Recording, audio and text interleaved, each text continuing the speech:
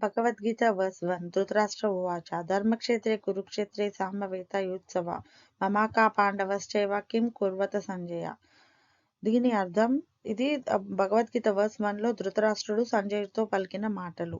ధృతరాష్ట్రుడు అడుగుతాడు సంజయుడితో, ధృతరాష్ట్రుడు, ఓ సంజయ, కురుక్షేత్ర భూమిలోకి వెళ్ళిన తర్వాత, దేవతల భూమి అయిన కురుక్షేత్ర భూమిలోకి వెళ్ళిన తర్వాత నా కొడుకులు పాండవులతో యుద్ధం చేయడానికి సిద్ధపడుతున్నారా?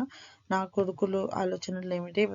అండ్ పాండవులు ఎలా ఉన్నారు? అక్కడ ఏం జరుగుతుంది అని స్థితిగతులను కనుక్కుంటాడు ధృతరాష్ట్రుడు సంజయుడితో.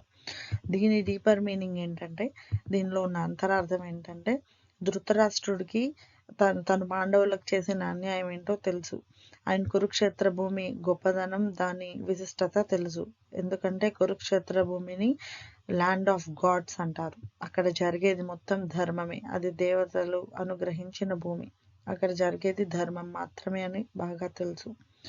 అక్కడికి వెళ్ళిన తర్వాత ఆయన తన కొడుకుల బలాలు, బలహీనతలు, పాండవుల బలం కూడా ధృతరాష్ట్రుడికి బాగా తెలుసు. అక్కడికి వెళ్ళిన తర్వాత ఒకవేళ యుద్ధం చేయగలరా తన కొడుకులు, లేదా పాండవులతో రాజీ పడతారా? ఒకవేళ యుద్ధం చేసిన పాండవులతో వారు నెగ్గగలరా? ఇలాంటి సంశయాలన్నీ ధృతరాష్ట్రుడి మైండ్లో ఉండడం వలన, ఆ కాన్ఫ్లిక్ట్ వలన ధృతరాష్ట్రుడు సంజయుడిని ప్రశ్నిస్తాడు. ఇందులో అంతరార్థం ఏంటంటే, మనం చేసేది తప్పని కొన్నిసార్లు తెలిసినప్పుడు మన మైండ్లో ఆ కాన్ఫ్లిక్ట్ రన్ అవుతూనే ఉంటుంది. అది కరెక్ట్ కాదేమో, తప్పు చేస్తున్నాం అన్నప్పుడు ఎన్నో ప్రశ్నలు ఉంటాయి. కరెక్ట్ చేస్తున్నప్పుడు అన్ని ప్రశ్నలు ఉండవు. అది డీపర్ మీనింగ్.